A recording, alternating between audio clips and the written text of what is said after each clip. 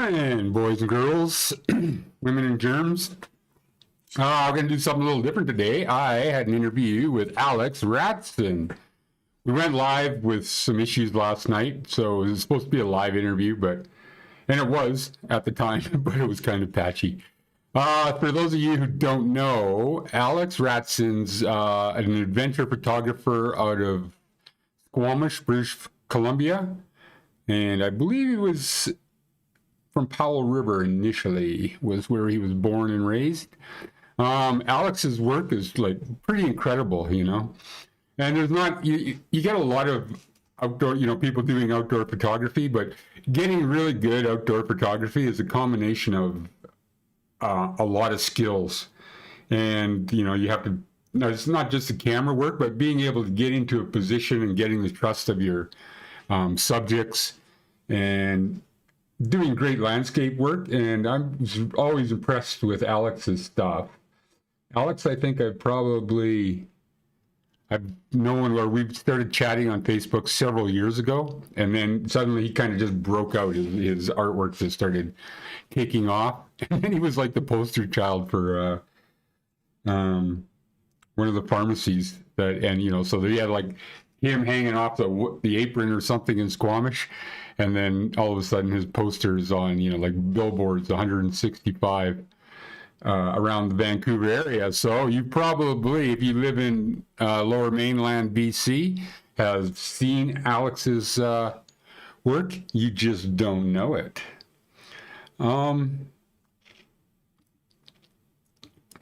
So why don't we just go straight to the interview with Alex? And it was kind of like I wanted to talk about the artwork and stuff and the photography, but went on kind of about tangents. And Alex is one of those people who's like a really all-rounder, right? Like a rock climber, mountaineer, ski tour, ice climber, and he's good at all these things. But his real passion is bringing that stuff to you via the lens of his camera, which I think he calls it something. His camera is an extension of his adventures or something. But the thing is, it's worthwhile too, is reading Alex's blog. He's got a lot of great hints on camera work and philosophy on the wilderness and capturing images and things like that. So without further ado, here comes Alex.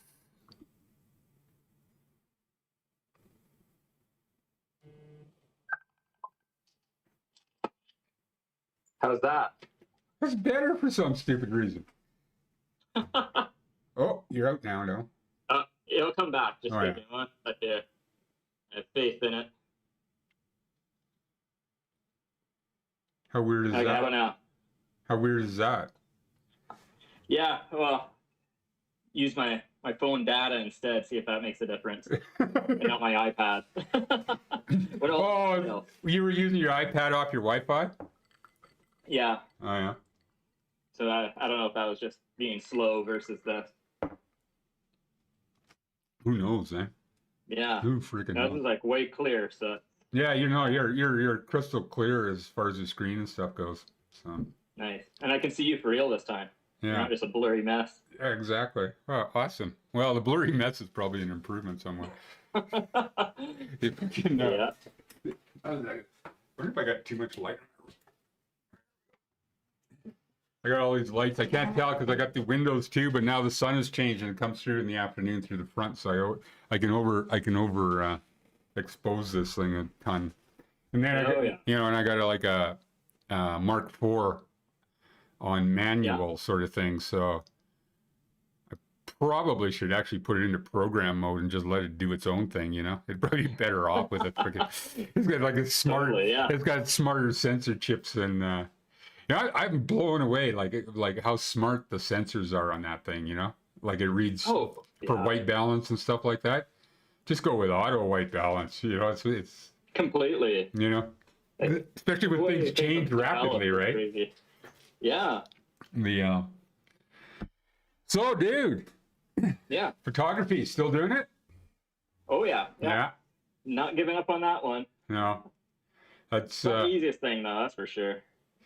But you probably like me though, like do you go through like stints where you're motivated and you feel like Like you Yeah. go for it and then suddenly you put the camera down and you have been looking at it for weeks or months and No, I definitely, like, I would say I'm taking pictures every single week for sure. right. I feel like I've been doing it like that for a few years now. I actually would say I probably put down climbing more frequently than I put down taking photos. Right. Yeah, I'm at that. Not to say I've given up on that ever, but it's just, yeah, I'll go like a week without climbing way more than A week without taking photos. So what do you do? Like you just generally portraits, landscapes, climbing photos, or are you just specifically just looking for something or anything or Yeah, well, it's definitely, like, in a way, it could be anything, but the bulk of my work does relate to climbing, even if it's not climbing directly. Like it could be landscapes that involve, using climbing as a way to access, right. or just anything mountain culture for that matter. Right. Just with like COVID these days, I've had a lot less assignment work from clients. So because of that, I've had to rely a bit more on like the stock photo aspect, which is a bit more proactive and trying to broaden things up to make that work a bit better. Yeah, I was looking through your stock photo portfolio. That it's pretty broad, eh? But I mean, that's I guess when you're in that like putting out stock photos, you don't know what the client wants. Even the client probably doesn't know what they want half the time until they see it. Oh, totally. And so you're and something that you would think was probably, well, this is slightly overexposed and I cut her ear off. Well, it might be what somebody's looking for, right? Completely. You just never know. And like on that notion, I never delete a photo unless it's out of focus or something totally flawed. Yeah. I keep them all. You never know when they'll come back around. Yeah. God, you must have billions then. Yeah. I remember, that's a lot. Like Tom Bale, I remember he was a bit of a photographer long before all of us. He's like the R&D guy for Arc'teryx. And he was like, yeah, man, you just got to be brutal with these things. You do a shoot, cut everything but the best ones, right? Sort of thing. Yeah. But I guess that was pre-internet too, so there wasn't a market for that kind of thing, and storage is so cheap these days. Yeah, as it was, compared to 20 years ago or something like that, right? Yeah, like a flash. Who'd have thought a freaking flash drive, right? Like this would have whatever it has on it, right? That was more than my laptop ever. My first laptop, like my phone kicks my laptop's ass. I was just gonna say, like, my phone has 64 gigs in it, and that's way more than exactly. I used to have when I first got into all of this stuff.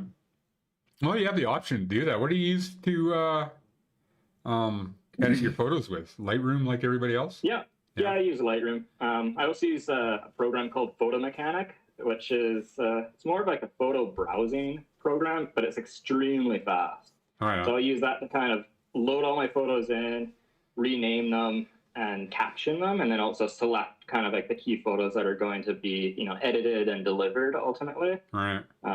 It's just way faster than Lightroom. And then once I've done that, I import all of those into Lightroom. Oh yeah. Okay.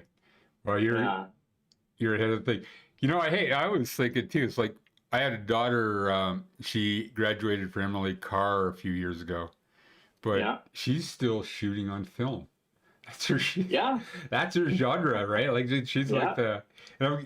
I'm going like, how can I don't get it though. It's like because doesn't after a certain point, my Canon I'm looking at right now, I think it's 45 megapixels or something.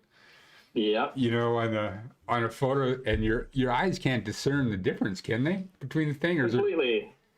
Like I remember when I was pretty much doing the same thing, but when film was still quite, better than digital, I guess we could say. Mm-hmm. Like a lot of clients would consider 10 megapixels is what film, like 35 mil film, was worth in a digital environment, and look where we are. We're way past that. Oh yeah, we're like significantly 400 times past that. Yeah, so it's like really like current digital SLRs are more in line with, say, a medium format camera from days past. Yeah. Wow. Huh. It's crazy, Yeah, but when I see her out there though shooting, and she's like, whatever, looks at the sky and drops in a roll of 400. There's your ISO. Okay, you don't trace there now. You're stuck with it, and then you're. Well, to be fair, I actually shot film quite recently. I just sold my main film camera actually not that long ago, but I was still like, I wouldn't say shooting a lot of film, but some for sure. Who bought it? Well, I actually traded it for a different camera to a friend of mine. So I was like straight across trade and worked out well. And he was kind of wanted to get in on it as well. Right. I think there's like a bit of a romance when it comes to film for some people. Yeah. That's definitely how I fell in on it. I can remember we did this. Well, Lisa works for Parks, so she gets these long-term maternity leaves. And so the second one, we had our second child, we did a road trip across Canada, stopping at every crag on the way to Newfoundland. And so we get to Newfoundland, and up on Signal Hill, I'm up there early in the morning doing my little Mike Barter skits and stuff like that. And these two guys have got like, these are the last rolls of Ektachrome, you know? Yeah. So they had stopped making it, and these guys had bought a bunch, and they were doing like this comparison, digital or film comparison with it, right? Like with this is the last of it. And I guess they were diehard. I don't know. Ektachrome must be great for landscape photos and stuff like that, because that's what they were shooting, sort of thing, and you know, sunrises and sunsets and that kind of stuff. Well, the crazy thing is Ektachrome came back last year. Kodak re-released it. Oh yeah, that's like Coca-Cola, isn't it? It is, yeah, 100%. The original Coca-Cola. Kodak has been coming out with so many new films over the past few years. Like, yeah, they totally see this, like all the hipster kids. Their records are coming back too. Mm-hmm. Like vinyl records, people are listening. They're dying to hear those pops and hisses. Yeah, all the negatives, all the things we didn't like. All the things, you wanted to get rid of. Once you went, you know, like you got your first disc, wow, that's pure, man. Oh, yeah. Well, it's funny, like when I hear people who do shoot film still, and they'll talk about how like, they just love the grain. I used to remember fighting so hard to get rid of grain. Get out of the grain. Film and crap like that, just because I wanted the cleanest image possible. Yeah. Like, now, like your 5D, shoot that thing at 12,000 ISO, it looks amazing. Take it into Photoshop and do whatever you want with it. Yeah. You can I guess a good Photoshop person could do anything like that. Pretty much. So hey, you got any shoots planned? You know, or anything bigger planned? Nothing too big. This is like the year of not planning and just reactively doing is what it feels like. Yeah. Definitely, like I got a few things kind of trying to plan out right now with Mammut. As far as just new marketing material for them, photo-wise, but short of that, it's really just me having to, you know, take initiative and do like the stock photo side of things. Yeah, right. Yeah, like that's definitely kind of the biggest part for me right now, I would say. Did you do any ice climbing this year? Oh yeah, I think like 16 days. 16 days at where, down at Lillooet, or is that where? Yeah, for the most part. We had one day in Squamish proper. Right. And then, you know, up in Whistler, Lillooet, up on the Duffy. It was a late icy. How do you ice climb at Squamish proper? I mean, it's like, yeah, okay, like get on there fast and off before lunch, sort of thing. Pretty much, or nighttime. Like the day we went out, we all like went at 7 in the evening. I think it was total just night ops. I would be so sketched out from delaminating or something like that, you know? Yeah, it's like different climbing, and to be honest, like climbing on the coast and then you go to the Rockies, you're just like, man, I just want some hooked out ice. Yeah. You know, well, here is the exact opposite. Yeah, I know. We got plenty of that. Hooked out ice. Yeah. God. Well, you know what? It's like ski touring, ice climbing. Yeah. But except ice climbing started, I think, quicker. Like more people were getting into it like 10 years ago. Yeah, you know, exponentially, sure. Ski touring was rising, but for some strange reason, the dice landed on ice climbing, and everybody had to do it all at once, sort of thing, right? Yeah. And the numbers just jumped up, like I'd say 15 to 10 years ago, sort of thing. It was, even more maybe, but now I guess it's all over the place. But like ski touring, I wasn't doing it for a long time, and I kind of picked it up a year ago or so, or last year I started a bit, and the year before maybe a little bit. But the numbers were insane. Like I went up to Bow Summit there, and I had never seen everything. Everything was tracked out wall to wall, both sides. It looked like we'd been heli skiing there all afternoon, sort of thing, right? Like we could do that with to a valley with a helicopter, 2 helicopters, and 4 groups or something. But to think somebody could fucking walk up there and ski down enough to do this, it was just unreal. Yeah. Well, no doubt this whole COVID thing, I think, has really evolved the outdoor industry as far as people getting into the backcountry, going deeper. Ski resorts closed. Where do people go? Well, I heard like the sporting stores down in Jackson Hole were saying that their sales were up 600%. Yeah.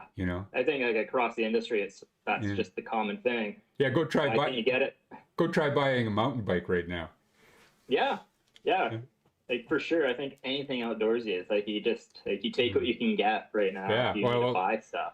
My wife wanted to buy like we have enough mountain bikes, but she needed one, and so she goes to try and buy one. Can't get a $3,000 mountain bike, which is what she needs, right? You can get a $5,000 mountain bike, but that's only if you buy it today, right? Yeah. Yeah, because tomorrow will be the $10,000. Yeah, exactly, right. So that's exactly what happened to like some friends of ours. It was like, yeah, there ain't that. So I think it was like $8,000 she had to pay. Like you're just going up the scale to the. And who frickin' thought a mountain bike could be worth $8,000?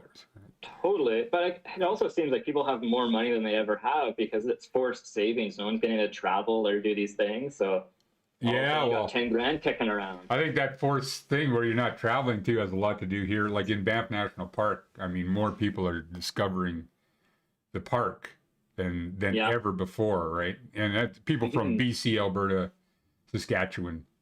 But like a lot of Albertans are out here that, you typically, if you're from Edmonton, it's quicker to fly to Cabo than it is to drive to Banff. Yeah, for sure. And then once you're there, it's more exotic and it's warm and they got beaches and surfing. So yeah, I don't blame them for going, but totally. But now you can't go, so it's just like, yeah, we're down here, right? I don't know what's happening, but I was talking to Peter Arbick the other day, and he was he lives in Skaha these days, and they're shooting the film there, and so they opened up the parking lots. Parking lots were closed before that, but at the climbing area. But I guess it's just Alberta plates there.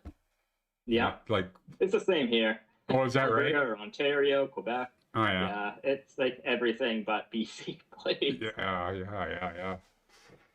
God, Squamish. I haven't been back to Squamish. I don't even want to say how long. It's been like 10 years or something, which is weird because Squamish was when I was in my dirtbag climbing days and in a van. I even before I had a van, when I was tree planting, I used to be on Guy Lascelles' crew. It was the first time that I went there, and I think it was in like 82 or something. Okay. And so it was pretty homegrown there because you go to the bullet heads. There's no campground. There's just like these spots. There's kind of like a road that went around, sort of thing. And then you didn't want to come into town and say you were climbing because if I could get the chainsaw massacre would happen, right? Yeah. It's not anymore. No. It's become very granola. Oh yeah, I bet it has. It's kind of, I don't know what to compare it to out there. Compare it to Canmore.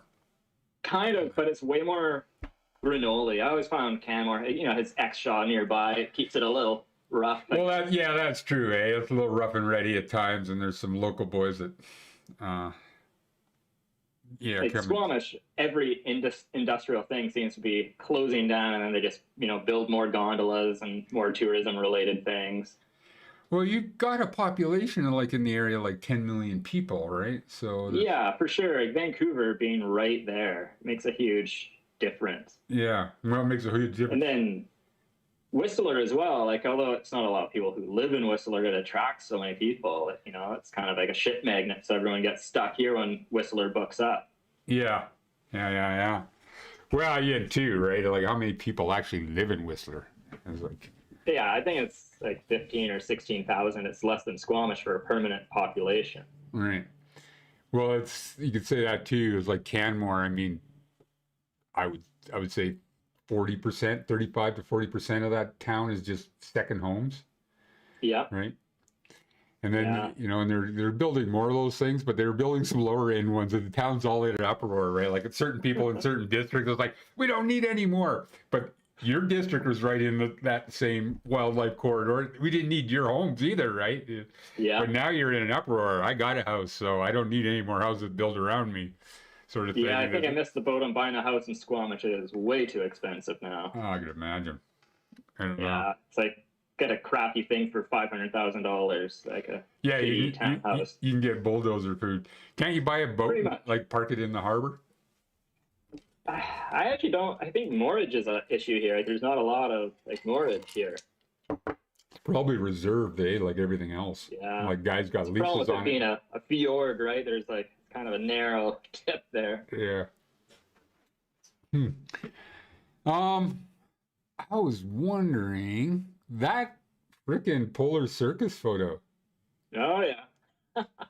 I didn't, like even my wife saw that. I don't know if you know my wife's Lisa Paulson, but she works for public safety for Parks Canada.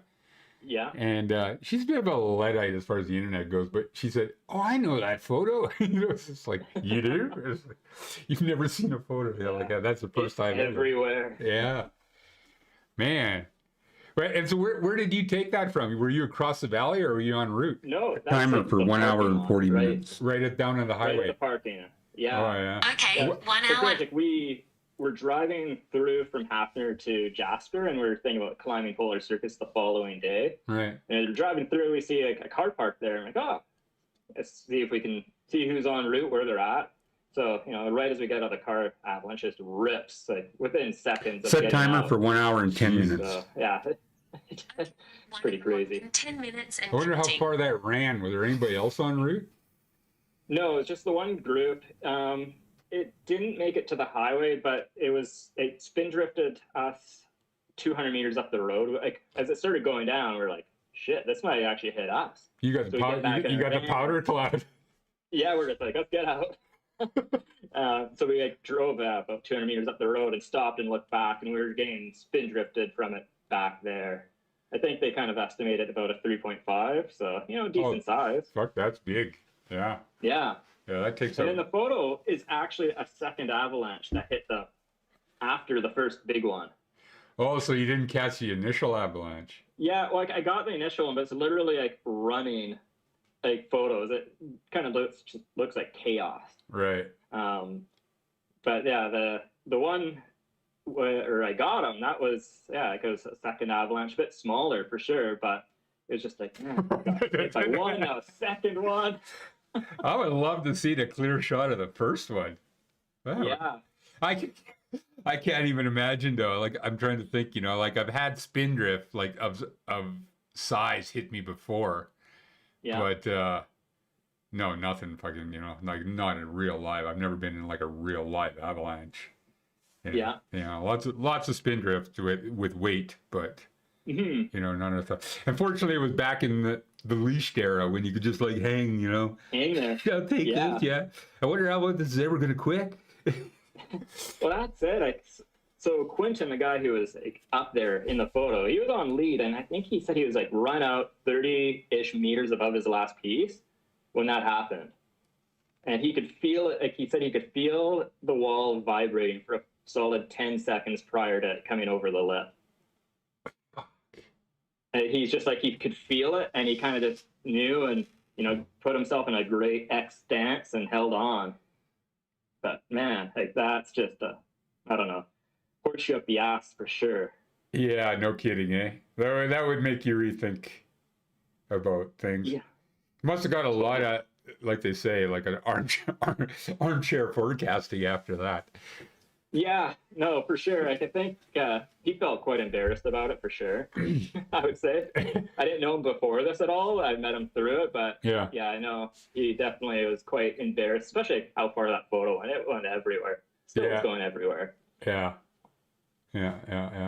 How long? That was 2017 or something, wasn't it? 2017. Right. Yeah. Holy fuck. Yeah. Pretty bad. Yeah. I'm just trying to think of something like that. I did one time. I was on Louise Falls, and climbing it, but it was early season. And it had been cold for a thing, but it was just like a solid pillar, right? So it wasn't a curtain sort of thing. So I'm getting up there, I'm guiding it, and I 2/3 of the way up, and the pillar settles, like, and I mean, like settles like this much, right? I'm on it, sort of thing, and it didn't crack in below me or anything. It broke above me, but the like kind of like right at eye level, so that there was like a crack, like about 4 to 6 inches wide, straight across, right? Yeah, sort of thing, and that would be just. And I had screws in the pillar too, right? So, because I was You're going down with it. Oh yeah, you're gonna die for sure, right? Or but it just settled, and it was just like, but you can't freak out because like where you are, right? So totally, no sort to lose at that point. Like, it is what it is. But yeah, it is what it is. I can't, well, it didn't fall over, so I'm still alive. Now what am I going to do? Bring the client up on this, or get above the freaking crack, put a screw in, lower off, sort of thing? Yeah. And I figured, well, it was wide enough, like it's big, so I was like, whatever. I guess it's going to stay, sort of thing. And and then, I only had like one screw, just as I went out the pillar and started the pillar properly. So I figured, well, a client gets that out, he's fine, even if it falls over. Yeah. He's just dangling in the air anyhow, right?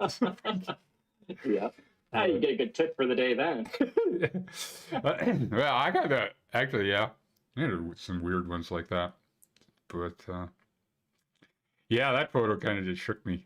I remember I guided Polar Circus one time, December 21st, with this Mexican guy.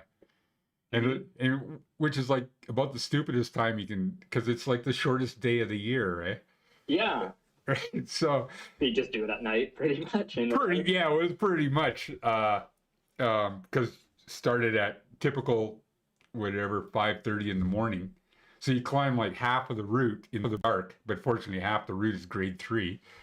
Yeah. And then it starts to get light, and then we climb up, get up to that top pitch, and okay, I'm gonna go full confessional. It's the only time I could ever really say I fell off of ice climbing, is because I'm taking all the shortcuts that I can, right? I gotta get off this fucking thing before dark. We're on the pitch where your photo is. We're right at the base of that, right? Like 2 pitches from the top. And I'm taking shortcuts, and so I'm, like he's rigging up and getting his blade of ice on. I pull out a lot of slack. I just started running up the thing, and then I kind of hook this thing, and I'm kind of like, hey, dude, right, get that in there. And I thought that I'd hooked the freaking thing, and I leaned back, and and then all of a sudden I'm like, holy shit, and then I'm like, oh, this is gonna hurt, and I'm falling backwards. I must be like, I don't know, 10 meters, like 30 feet or 25 feet off the deck, sort of thing. And it's like, it's long enough time to know that this is gonna suck. Like, this is really gonna suck. And what did I do? I hit this crust of, like spray that landed on top of like 2 meters of powdered snow, and it acted as a mattress, right? So I break through the whatever 3 or 4 inches of crust, like loose crust, into the powder, unhurt, unscathed, right? Yeah. So I just walk right there. I just kind of like walk back to the Mexican, and I reach into his pack, take a drink of water. So it's quicker than down climbing. Then I go back right up, right? Finish the route. My one guilty lead fall on ice was actually very similar to that. It was a chandelier that blew off for me, though. I was hooked a chandelier, leaning around a corner to try and see where I was going, and it just snapped right off. Like you're too old. Same thing, right into fluffy snow. Yeah, I know, right? You don't really want to be making a habit of falling off of ice. No, and whenever people make me feel guilty about it, I always say, well, does it count if you didn't get caught by an ice screw? Because I didn't, so maybe it's not a real fall. It's just like something in the middle. Yeah, we'll have to create a category for that. Yeah. Yeah, I think you're the first person I ever told that. It's me, you, and the Mexican. Now I just have to get rid of the Mexican, and that leaves you there. Yeah, it's a good thing to be transparent on it. There's so much shame in climbing, it seems, where people are nervous of saying certain things. It's like, just say it. Who cares? Oh God, Barry man. Blanchard can fall, we all can fall. Yeah, yeah, yeah. Barry can't be on my never been part or never been rescued by Parks Canada page. Yeah. I made a Facebook. You can look it up. You can be on it if you've Yeah. never been rescued. But I haven't. because my wife is, like she's been a long-term employee in Visitor Safety Parks Canada. And Yeah. just to piss her off one day, I just made up because she'd been rescued. She had her knee lock up on Castle Mountain one day. So she got rescued by Parks Canada, right? Even though that's what her job is. And so I made it up. I've never been rescued by Parks Canada page and migrated all my friends but her onto it. And then a few other people. Then eventually I had to get rid of Tom Wolfe when he got caught in an avalanche. He was rescued by Parks Canada. So eliminate. And then, but there's a lot of people that can't be on there, like Steve House and Barry Blanchard, and Yeah. and a number of A-list celebrity types. Oh, for sure. Yeah. Yeah. Just a matter of time. Yeah, but I think you're too. I think you're right though. Like there's, I don't know, there's some sort of stigmatism with owning up to your mistakes or something like that. For sure. Yeah. And we've had some recent articles in the Rocky Mountain Outlook, and I think 3 came out. But it's all about this aftermath of guides and clients and the psychological aftermath of that stuff.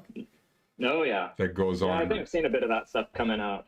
And it's it's brutal. Yeah, and the last one too is just like holy moly. But that like I was been saying, personally I've been close to making a mistake that could have caused a fatality with clients.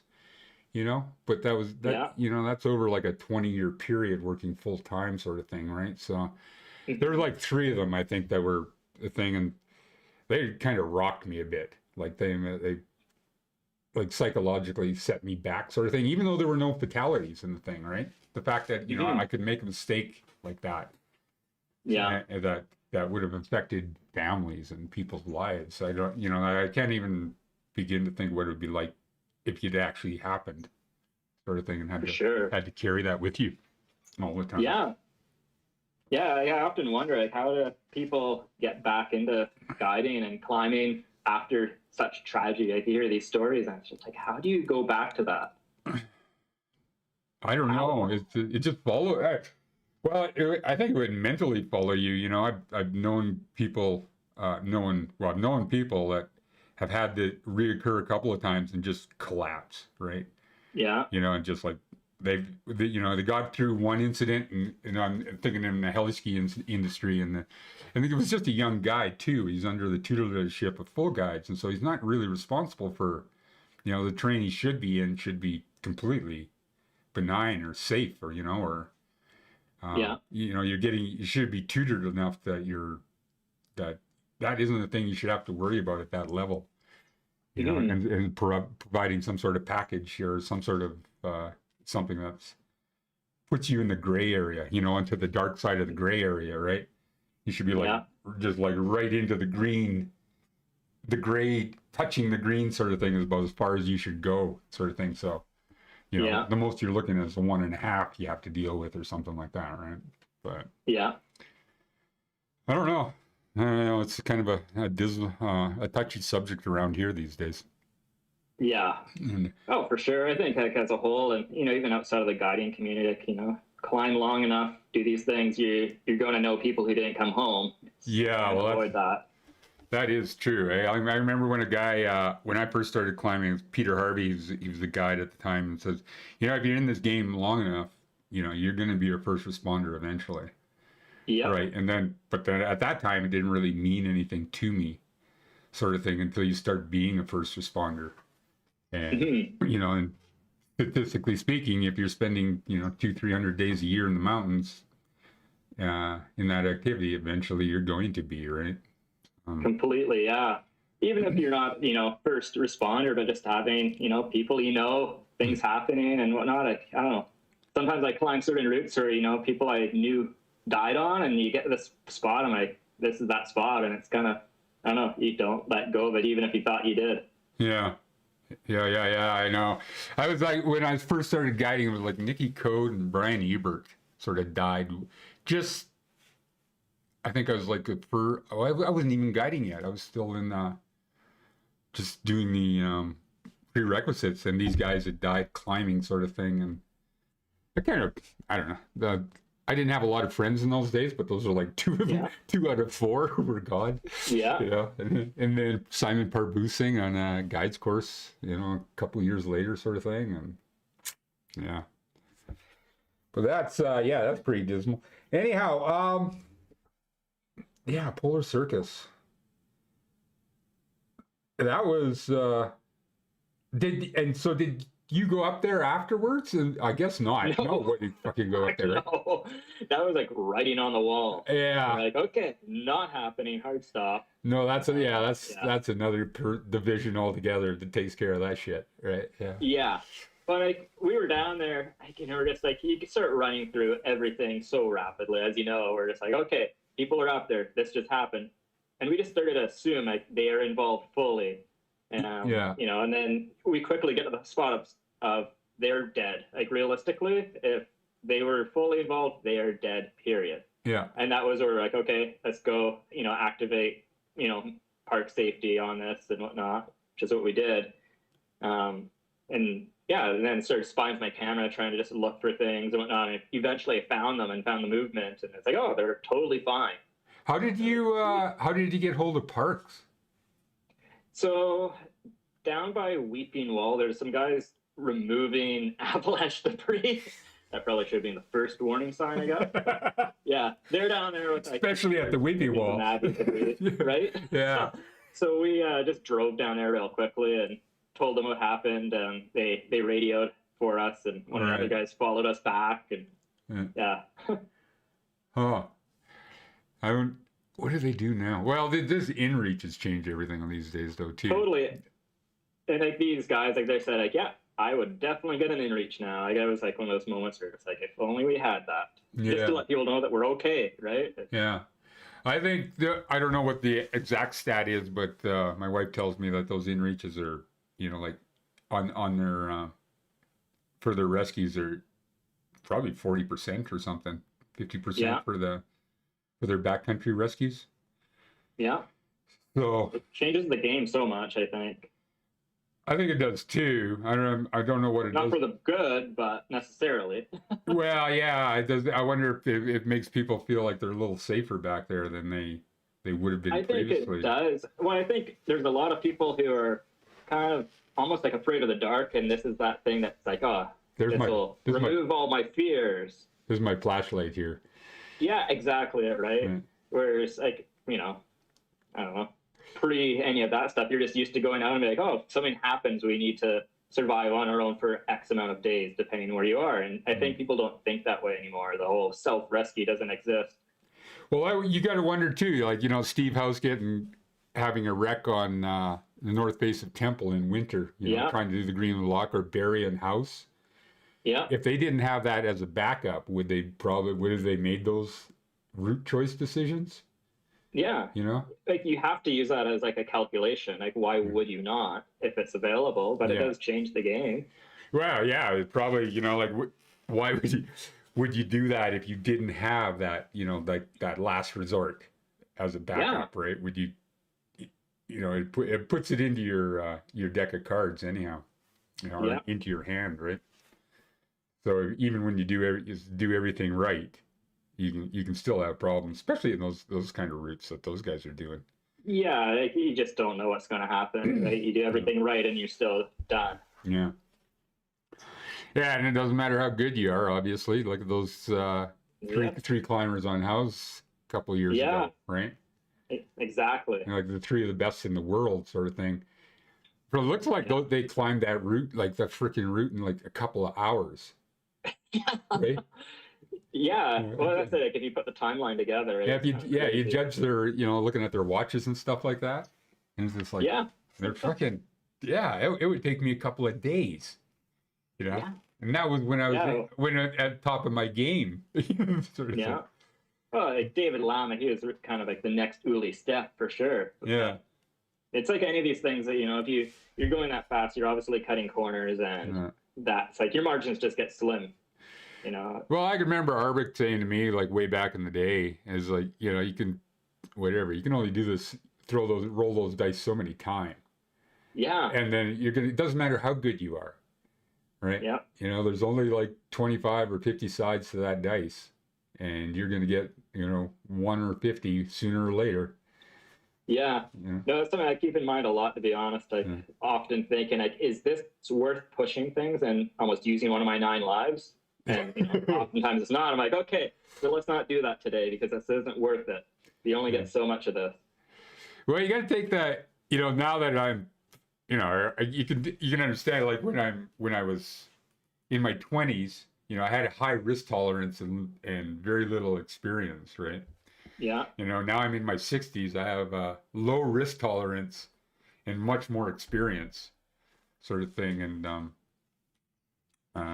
it just kind of, just as you went, it almost like it was equally just the balance was weighing, you know, and the scale just tipped to the other side to the point where I hardly take any risk anymore. You know, it's got to be pretty freaking.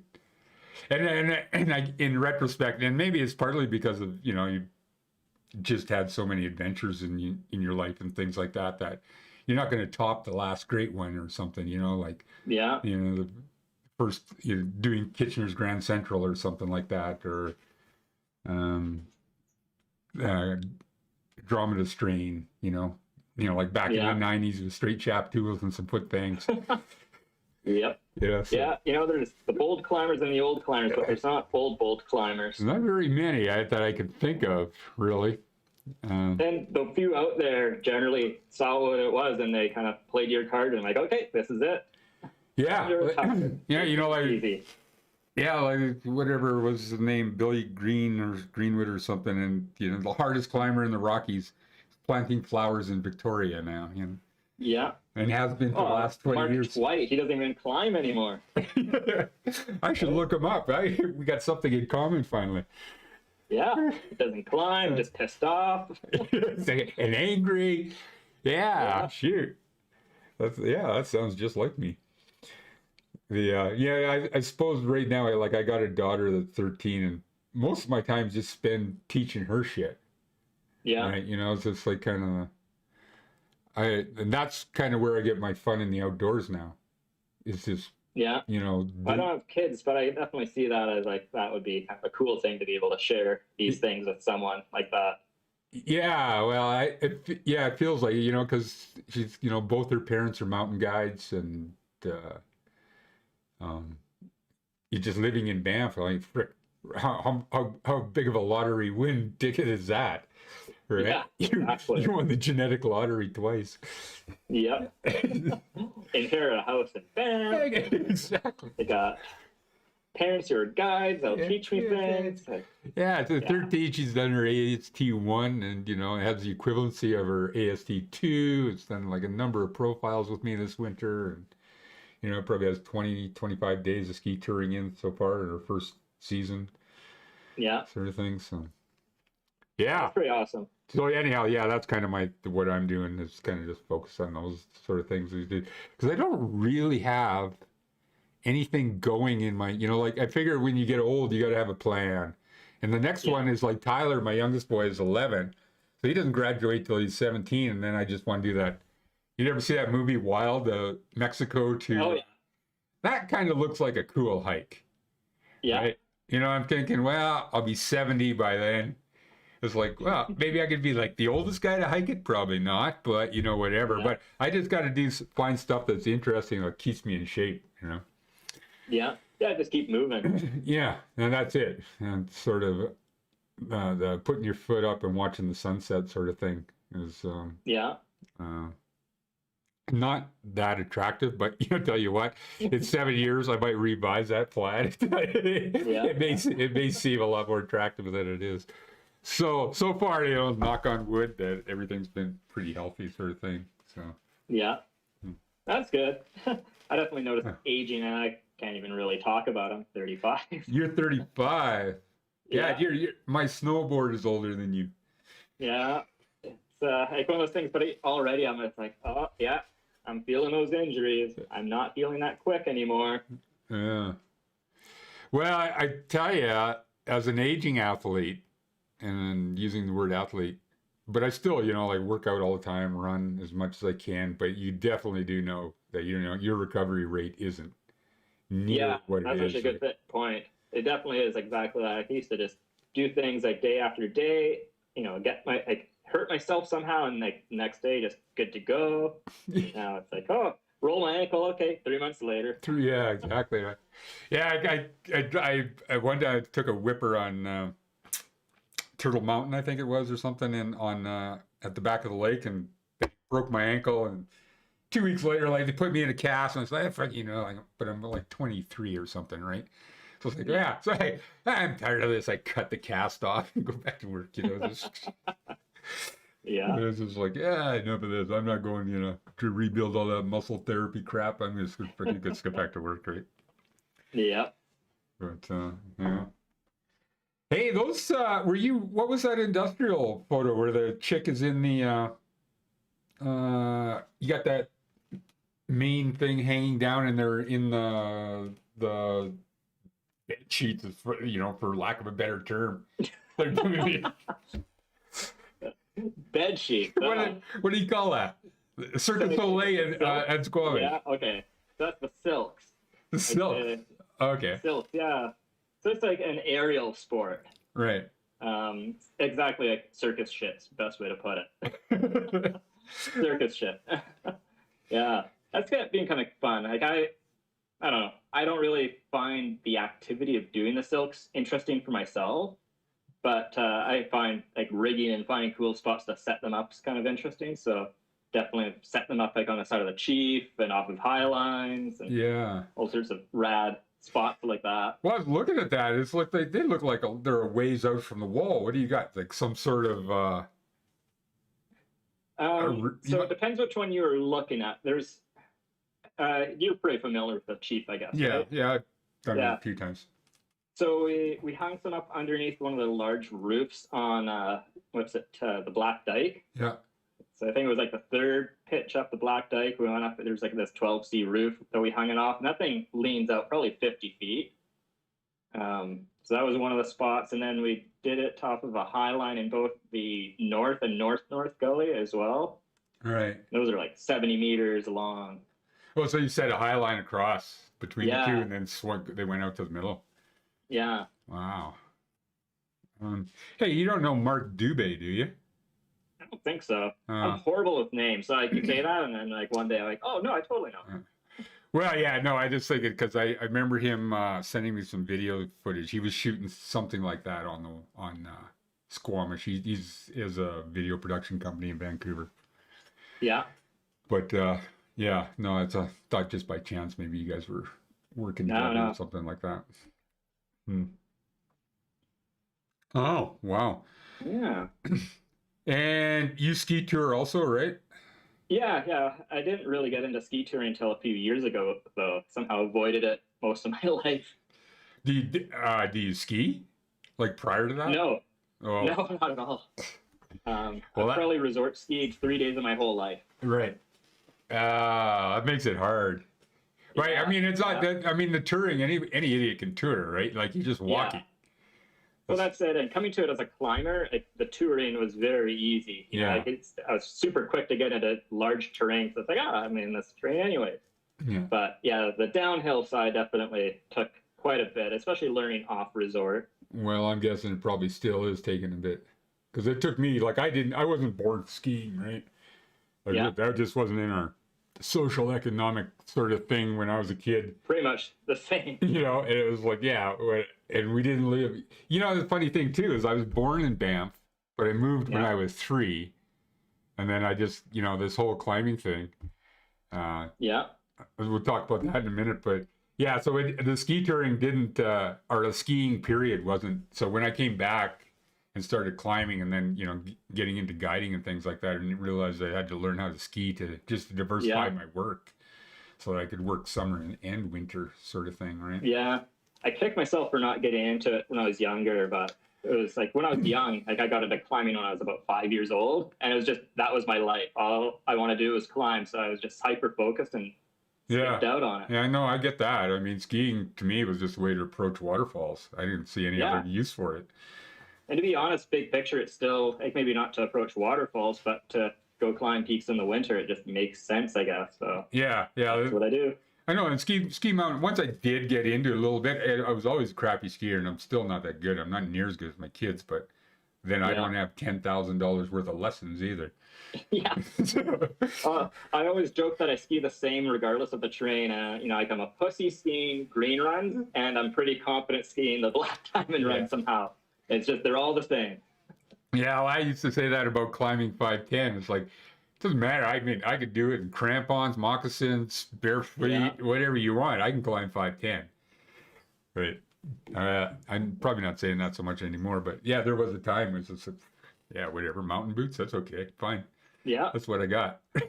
Yeah. Yeah, it was being more like all-terrainish. I got into climbing in Squamish. And not in, it was like, I hadn't even thought until I came to Squamish that I didn't even know it was a sport. Like, I didn't even think about it. But I was young, I think I was 22 or something. I picked up another rig hand's girlfriend. And as he was, and of course, you know, being 20-ish, it was like for sure true love. But she lived in Squamish, so, you know, send her back to Squamish sort of thing. We'd been going out for a month in Alberta or something. And then my rig shuts down. I come out for a visit.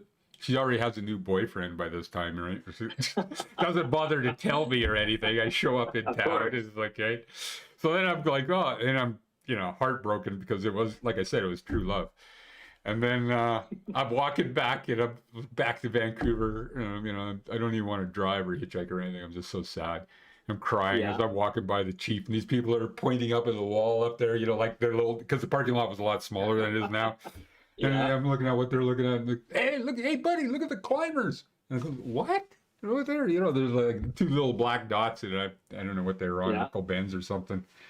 But it was like a wall route or something, and it was like, well, I don't care what it takes to do that. I'm going to do that. As soon as I got back to Calgary, I tracked down, where the fuck do I get climbing gear from? What is climbing gear, you know? Where do I take lessons? There's no place to take lessons. Well, I need a book then, right? So you go down to the library, and you find a book, and then Mountain Co-op had just shown up in town, and there was like 10 things on the shelf.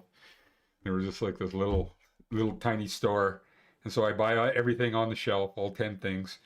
I take that, and then just like then I get my brother, and I go like, you know, hey, okay, I got this rock climbing thing. Let's go do Red Shirt on Yam, right? Which I had no idea what it was, sort of thing. But we go up, and of course we do our first multi-pitch, you know, not knowing what anchors are. It's just a bunch of old rotten pins and shit. But yeah, ice climbing. His first ice climb was Weeping Wall right hand. And it's like, and I think that was like my second lead or something, right? Yeah. Yeah, that was just like, but then I guess we're just bolder, and you know, you're 20 and invincible, and you don't know any better. It's just you're just bold and completely. And there's none of this internet crap where you hear about all the accidents or all this or that, right? No, I never heard about anything. First off, I didn't know any other climbers right, to talk to about this anyhow, right, in the first place. And then, so all I had to do was like talk my brother into going and teach him to belay, and I was set. And then off we went, sort of thing. But yeah, no, there wasn't all this. Like today, I get, you know, people are so cautious, or they need so much stuff. And the thing is too, like, you know, you see them showing up on Louise Falls or something like that, and they're right out of Toronto, and they've got all the gear, like they got the pulleys and the knife and the flashlights are hanging, and they got like the Swiss Army Batman belt. Yeah, the Batman utility belt sort of thing, right? They're like freaking everything on, and everything is shiny and new, sort of thing. But you know, none of that stuff is going to make you safer. No, especially if you don't know how to use it, which they probably don't. No, that was the thing. Well, it was obviously, you know, they weren't super proficient with it. But I think a lot of times people just think that buying more gear is just a shortcut to learning, and totally. And they don't realize that, like back in the day, like hobnail boots, they climbed the same route in hobnail boots and a tweed jacket. Yeah. You know, and a freaking ice axe that was like up to your neck, so it's sort of level. Yeah, but that thing was like 8 climb, you could hook things. Oh yeah, I know. There's a Yeah, I'm body sure they. I'm away. sure they did. I'm sure they had their own style for sure. Yeah. It was different times. Every time I'm in the Rockies or Bugloos as well, he climbed these old like, cane routes, especially. And it's like, wow, I could think this was like top of their game back then. And Oh, five, six. you know, pulling that gendarme. You know, Yeah, that's exactly what I was actually just thinking. Can you imagine doing that undercling on hobnail boots and sparking your way out there? Because I think what happened there is he went out once and then he came back. He went out again and came back. Went out the third time. He probably went so far he couldn't come back. Yeah. You know? But even like coming back, like I think, like, man, that kind of sucked to down climb 2/3 of that. Oh, Jesus. Without protection. Like it's even just getting off the little slab onto the hand crack that leads up to it. Like that's kind of exposed. Oh, yeah. Ultimately, he's soloing. And he's got no cams, right? Yeah. He's got nothing he put in there and a hemp rope. So the thing, once he lands onto whatever what he's got his clients pinned to, that rope's just going to break. If it doesn't, if he's lucky, it breaks. Because the internal damage, it'll just take a week to kill him. But then it'll just be like a whole nother Zermatt, Edward Whymper scenario. Exactly. Trial of the Rockies. Yeah. No, I know. That was the golden era, and the men were made of steel and the boats were made of wood. Yeah. Nowadays, to like make a mark for yourself, you got to do something pretty sketchy. Well, that's it, eh? Like I wouldn't want to try and be a professional athlete in this day and age. You know, back in the 80s, it wasn't that bad. Like, you know, if you could jump a 10-foot cliff, you'd probably get yourself on the cover of something. Yeah. You know, or you could climb if you were just ice climbing at all. You know. For sure, yeah. Because I remember there couldn't have been more than 10 in the valley ice climbers, right? At one time. Yeah. Now you can't swing a dead cat without hitting one. Oh, yeah. You know, so. I feel there was a time where like I knew all the ice climbers and the rock climbers of like this area. Now it's like, no fucking way do I know. No. Yeah, exactly. Well, you know, the thing too, like our really popular crags down here on the weekends, insanity, man. It's just pure insanity. It's like, I don't even know how to describe. Like it's, you know, there's people waiting in routes and things, and it's quite a large crag. There's like a couple hundred routes here. So what am I talking to you? You're fucking Squamish. Yeah, I know. Jesus, like like anything I got, you could double or triple easily. Like. Oh, for sure, yeah. God. Yeah, it's such a zoo here. Like weekends are no longer an enjoyable time. Well, the bouldering has taken off too, eh? I didn't see any bouldering photos out of you. No, I never really got in on the, pad dwelling. You know, I invented bouldering. Nobody knows that, eh? But I was like, I knew there were going to be clients that were too stupid to do rope work. Yeah. So I thought, I got to find something for them to do, you know? So I just started moving around on a rock and saw that I could do that. Okay, guys. I invented, and then there was like the long wall, big wall climbers that are afraid of heights. So I invented bouldering for them too. And then the low balls. Yeah, and then I invented long wall climbing. Rod McGowan and I did. I think it was in like, long before I was guiding. So it had been like 86 or something. Where we went sideways at Lake Louise. We're like with the whole portal edge kit and stuff like that. Like it took us 3.5 days to go sideways from one end of the Lake Louise all the way to the side. So like you're sitting there with a portal edge, right? Like in the morning sort of thing. People are looking at you. And then in the afternoon you're climbing, right? And so you're doing your sideways thing, you're putting in a pin, ping, ping, ping. Move your E-tray over, step over sideways, 4 feet, sort of thing. That in some ways that could be more dangerous because it's almost guaranteed if something goes like, you blow a move, it's definitely a ground fall. Oh, you're gonna scrape it, yeah. Well, you got a lot of gear in though too, eh? Like we had a double rack of pins and double rack of everything, and so you weren't going too far away from stuff. I remember my buddy, and and the funny thing too is like that was when my first kid was being born, and whatever they call it, those classes that you got to go to for childbirth sort of thing. So it was in the evening, but it would be like, I'd climb for a couple of days, and then there was this one evening, and so I ran all the way down to my car, went down into Banff, took the class, came back, and then jugged back up to my portal edge. Yeah. To finish my project. It was called. Did you do any walls in Squamish? No, I never did do any walls. I was always a kind of thing. I think Uncle Ben's was on my list to do. Yeah.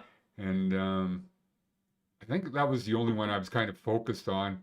Kind of terrified me though. I heard guys going like, yeah, there's this expanding flake. And so you put in the pins, step up, put in the pin, step. Then you got to put in one big pin, like, but clip yourself to it first because all the rest come out. Yep. Yeah. There's so many of that around here. Yeah. Humpty Dumpty and Cowboys and Indians, I think, are notorious for the expanding flake traverses. Oh, that would, yeah. I don't know. I remember doing the Grand Wall when I was 87, I guess. 80, Okay. No guidebooks for it. Yeah. I think we had 4 cams or 5 cams and 2 sets of nuts. And basically, a guy for the parking lot. See where that tree is? Aim for that. Tree's still there. Yeah, the tree's for there. Yeah, that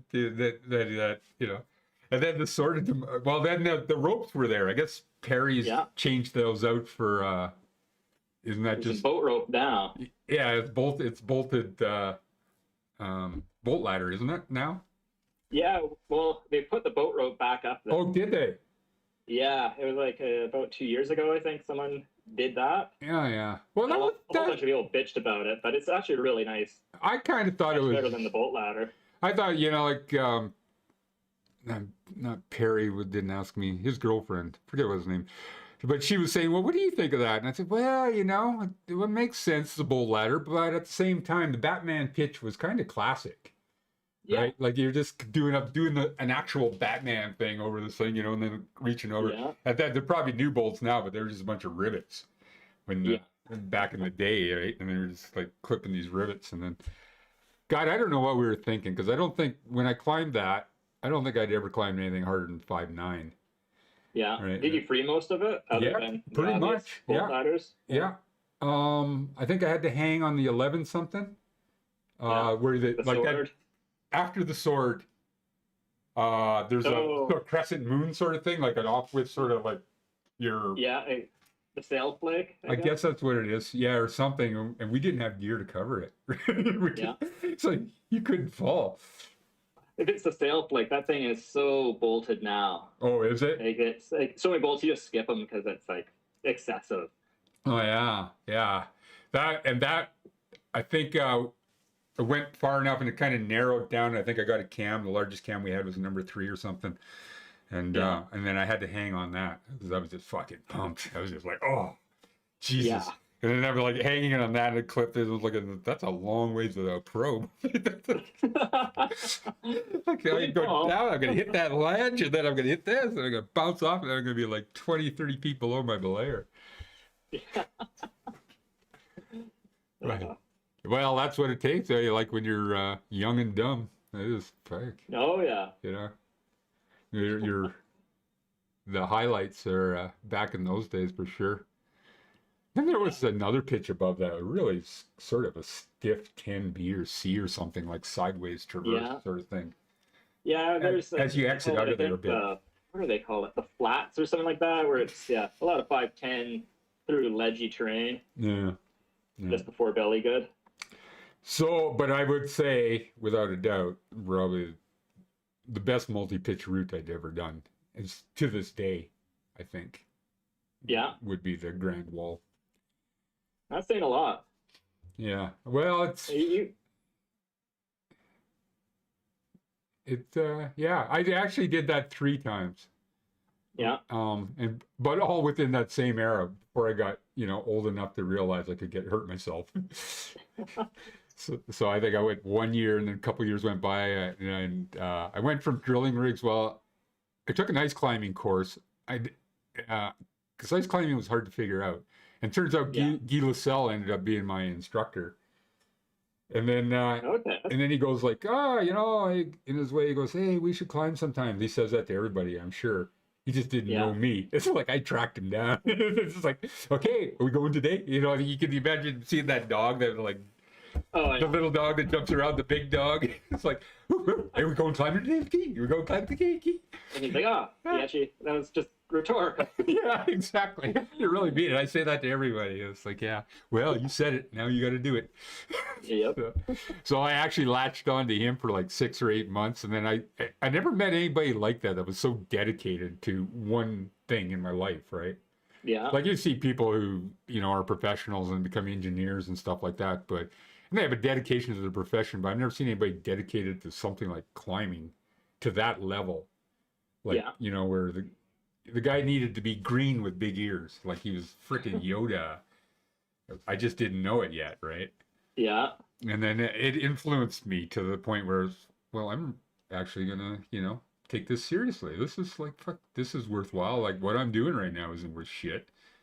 Yeah. This is like I'm going on a highway to nowhere right now, working these drilling rigs. So I remember I was like, I made that decision one day. It was like just was this miserable fucking job we had in northern Alberta, and went up to Tool Bush. You know what? I fucking had it, and I'm walking off. Well, on shift. You know why? Because I don't ever want to come back. And I know that like no other rig company would hire me if I did that, right? Yeah. And then, but I knew I had a job with Guy. Like he would hire me as a tree planter. Yeah. So like, especially I guess back then it was like kind of not as socially acceptable as it is now. no, it wasn't and that's what the thing that interests me it was like it was a fringe sport, right? Yeah. Like there was no cliffhanger movies yet. There were no climbing walls. There's virtually no books unless you weren't to seek them out, sort of thing, right? And if it showed up in movies at all, I just never saw it. Like I never saw anything about it, right? And so it seemed like, and also the ice climbing seemed like, well, that's definitely the stupidest fucking thing you can do. I got to try that, right? Yeah. And especially with it was the stupidest thing you could do with the primitive gear that you had at the time. Like modified alpine gear, right? It was like the Lowe's ice screws and shit. I remember the first time I ice climbed was, I think, 93. Right. And I was like, I don't know how old that would be, 6 or 7. I couldn't even swing a tool into the ice back then. They were so heavy. I remember that. Oh, yeah. No, that was still the straight shaft stew-by country those days. Yeah. And that was... Yeah, with pterodactyls. Yeah. Yeah. Like, pretty much had like my dad who would like place the tool for me and I'd do the move. But yeah, it's just... Nowadays, you see toddlers practically doing it. Well, my daughter did it when she was 9 and had no problem. Yeah. Mind you, it was, everything that she's climbed is pretty hooked out. You have to really start earlier. Yeah. Or go someplace bizarre, to get away from things being... So I just, told her, well, just, reach up and grab a hold, right? This is just an extension of your hand, sort of thing. And, keep everything to the center and keep your feet a little wider.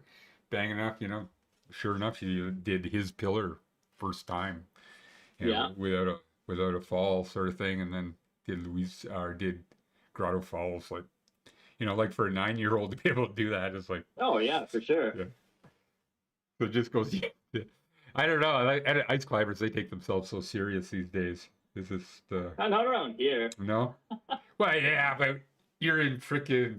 I find it hard to believe there's any out there. But I guess you got sheer numbers on your side.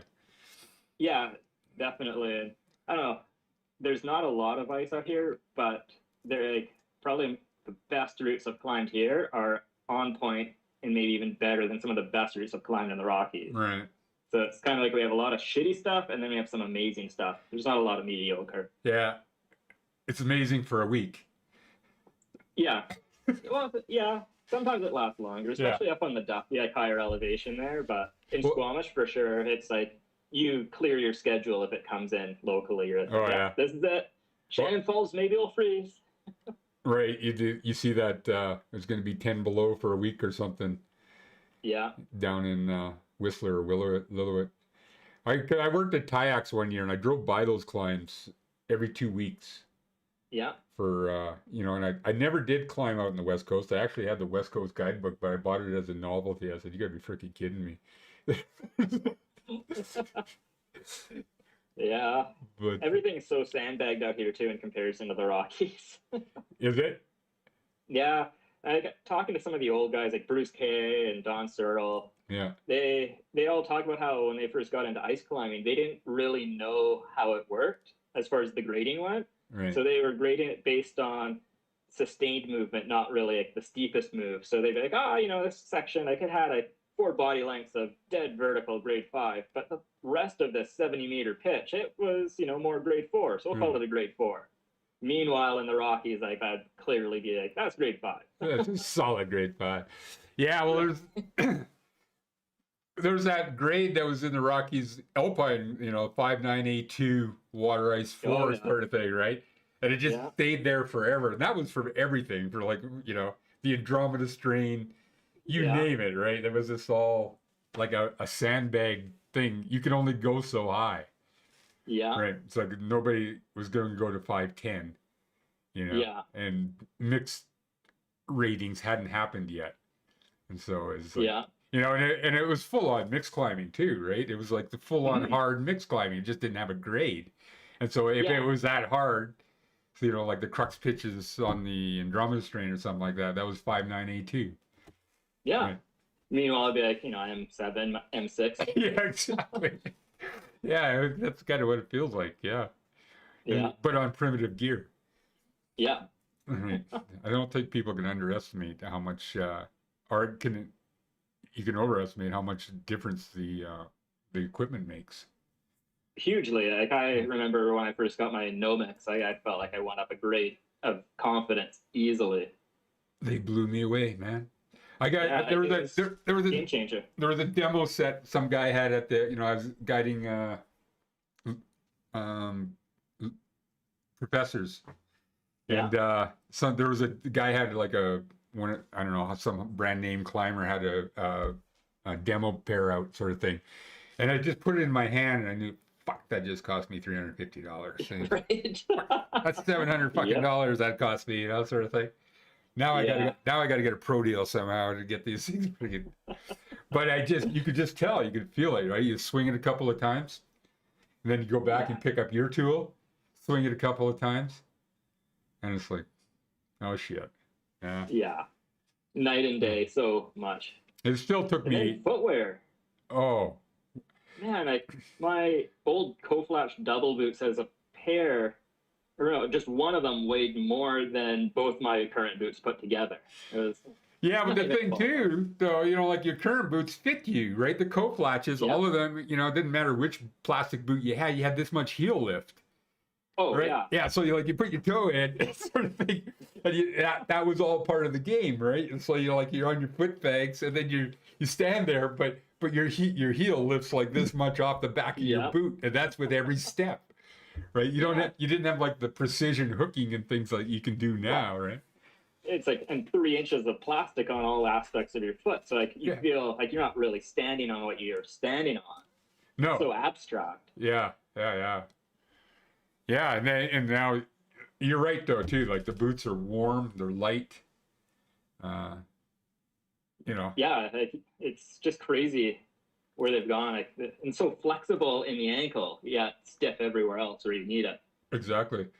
Well, that's the thing too, right? Like you can actually keep your crampon points on the ice when you're walking, sort of thing. Even on angles and things like that. You couldn't do that before, or you really had to either turn in and walk downhill, or but you're not going side hilling on your things, or unless you're gonna, you feel like edging on your fucking crampons because your boot's not gonna roll with you. No. It's not going to play the fucking game. Sort of thing. Then you throw ice screws into that. Like you can throw, right? You can actually spin ice screws in. Shit. And they're just like, you can just hang. But before, you just you put ice screw in and, what you had to do was unleash your hand wrap, go into your freaking elbow, hang off, put it at a height so you could hang off of that tool, unleash, put an ice screw in there and tap it and turn it. If you were going to do one on lead on a steep piece of ice, right? And that was like you're doing that sort of thing, hoping this thing doesn't pop out while you're doing it, sort of thing. And then eventually get your tool into the thing and then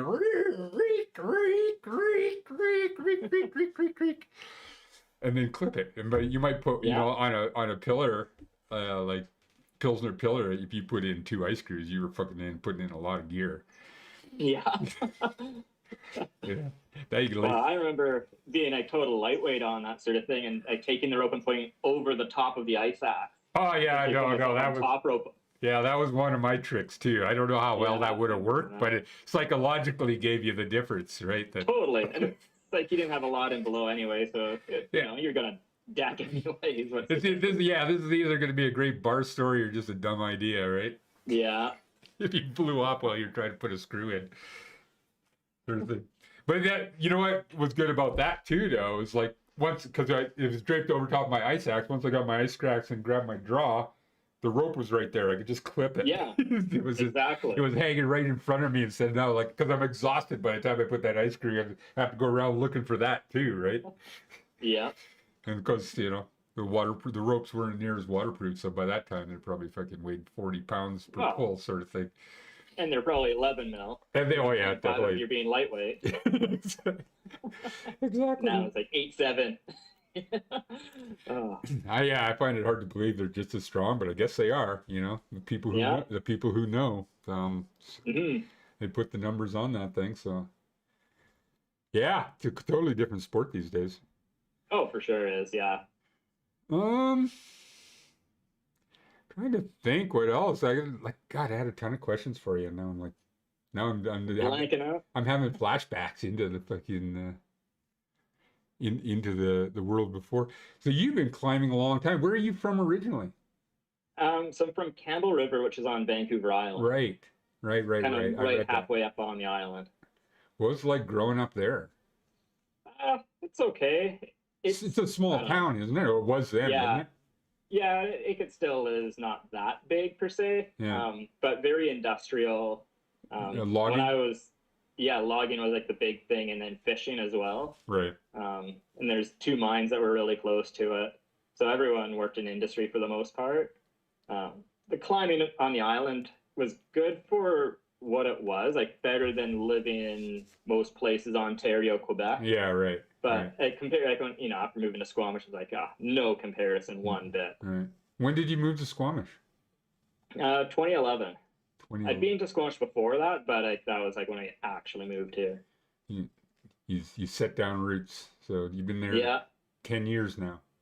Yeah, definitely kind of see it as the long haul now that I'm anchored in here. See a buddy of mine there, Ward Robinson? No, I haven't for a while. Oh, you haven't? No. Oh. Yeah, he was out here a couple of years ago. I wouldn't say he's really close, but he's more of a friend of mine's friend. But I met him a number of times over the years. God, the guy's like fucking hardcore, eh? Oh, yeah. Like, he's like 70 and he's still falling trees. It always kind of blows me away, some of these old guys out there. If it's climbing or just doing things like that, and it's like, wow. Yeah. Don't see the young guys even doing that half the time. Yeah. Oh, and I saw you took cinematography or film. That was like my major in school. And you went to school where? Capilano. Oh, Capilano, which right. At the time was a college, and now it's a university. Right. So I don't get to say I went to university, but everyone else does now. I went to Capilano before it was a university. Yep, exactly. Yeah, I went to school there for cinematography, worked in the film industry for a bit. Also, like worked in the newspaper industry doing photo stuff. Kind of all over the place there. So were you working in the Vancouver sort of film thing that goes on there? Yeah. Those are great gigs, eh? They are, but it's like hard to have a life. Like people who really make it work, that is their life for sure. Yeah. 18-hour days, 5 days a week. And you don't turn down a job. No, you don't. So I just couldn't really make it work for the lifestyle that I wanted as far as like doing more adventure type things. So right. It was too much of a real job ultimately is what it came down to. Yeah. Well, I know like the guys that work safety on that thing that live out there, they're just you don't turn down a gig because you don't know when you're going to get one again, or you get off the list. Completely. I'm just going to move to Charger. You just don't know. But like, these days, to be honest, like I have found work in that relates to climbing a bit. And that's kind of the extent of like what I do these days that's still in film. Right. Do you have any plans? Do you have any shorts or anything yourself you're gonna do? Um, Nothing that I'm planning on. This past year, though, I did work on a short film with two friends. It was actually on that whole Silks Silk, circus right. stuff. Yeah. Yeah, it was in Banff this past year, so ended up doing that. But for the most part, to be honest, I'd say more focused on the photo aspect. Right. Um, yeah, especially these days. You It know just the seems to be like the way that works for me as far as telling stories. photo through the photos. Yeah, Yeah, I kind of try to think of myself more as a videographer sort of thing, but where where it breaks down for me is I'm a, I the discipline it takes to sit down and write, yeah. so that Oh, yeah. to that sitting down and fucking putting the story down. The reason I would need instead of like just trying to shoot it and gonzo fucking sort of thing, and that goes nowhere, right? Like Yeah. the actually if you have a story to tell, like I think in 2017 I canoed across Canada, and Yeah, I remember that. I That's pretty filmed, sweet. yeah, and I filmed quite a bit of it, and I got it, and photos and everything like that. And I kept thinking, I'm going to make a video out of this, or I'm going to make a show out of this or something like that. Because what I did was I wanted to retrace the exact fur trade route, Yeah. right? So, and I did, but and that was quite the actual. Yeah. I had no fucking idea where it was. You just kept paddling and hoping you could find it. and the weird thing is, because I look on the internet and then they would say, "Oh yeah, and you join this lake with that lake," sort of thing. But it was just there's a jumble of fucking lakes out there, and Yeah. I would get lost on the lake, and I couldn't find the sort of thing. And then I was in Fort Francis just before you go off into the boundary waters, and I was looking at a sign. Like a tourist sign, and it explained that the actual fur trade route was the U.S. American border as it is on the map. Like when you pull out your 1 to 50,000 topo, that gray line is the fucking because that's where because it was so convoluted that those waterways that they decided to use that communication line as the U.S. American boundary between Fort Francis and Lake Superior. Oh, cool. And then once I read that, like on some stupid tourist sign, I knew where I was, right? All I have to do is find this gray line and stay on it. Yeah. Right? And so like, like Fort Francis is right beside whatever they call it, American Falls or whatever they call it. But they're right there. That's the U.S. border right there. Yeah. And so I just like paddled out and stayed on that gray line all the way through. And until I got to Lake Superior. 5.5 months. Yeah. That's a while. How did you take so much time off for that? Well, I did it all at once. Yeah, I wasn't intended like there wasn't going to be like a round 2 or anything like that. I planned it out like a long time, like decades before. Eh? It actually started out as a horse trip to South America, but then I went horse. Yeah, well, this is it. But then my wife like goes, she's a park warden at that time. You could go with your spouse or something. Well, she wasn't my wife. We were just my girlfriend at the time sort of thing. But she says, "Hey, I'm going to take a horse trip for a week. You want to come along?" And I go like, "Oh yeah, sure." It sounds romantic as shit, right? Going out into the mountains. You got a pack horse, couple saddle horses or 2 pack horses, and you cabin to stay in. You go to cabin sort of thing. Well, you don't realize it's a fucking lot of work. Right? So you're getting up in the morning, you're chopping wood. It's not even dark yet. It's October, so there's ice on the pond sort of thing. Go out and the horses, even though you cuff them up, they got bells around the thing. They can still go for kilometers, hopping along. Oh yeah. Because they got to feed themselves, so you got to leave them out. So yeah, you're out there listening in the dark with your headlamp for the bells, and you break through the ice in your boot full of water, and then you come back and you bring the horses in, and then you got to have breakfast and get the things fired, and then you got to clean the cabin, chop out, replace all the wood that you had, saddle your horses, then you ride all day, and then you break those ponies down. And then open up the cabin and haul water, chop it. And it's fucking, and I had a book along. I read 3 pages, right? It was just like, by the time I got in at night, by the time we were done our chores, I was exhausted. Like I was fucking just like hit the hay like that. And every night, that was like for a 12-day trip. I did 2 of those with her. And then I go like, on the 3rd one, she wants, so hey, you want to go? And I was like, I got this crossword puzzle I really wanted to finish. And there's like Wednesday I wanted to do my hair, wash my hair sort of thing. So, maybe you should go, honey. It's like, like I'm a little busy this time. But the thing is, I realized how these horses are, after spending that much time with them. And I worked with horses when I was a kid, but I was so young that I didn't realize, like horses, they have so many medical conditions. They can't eat shit, right? Like they're not like mules or anything. And you would never get the fucking horse from Banff to the Terra del Fuego. Not the same horse, I guarantee you. Yeah. And if somebody didn't rob me, kill me, and steal a horse in the process, right?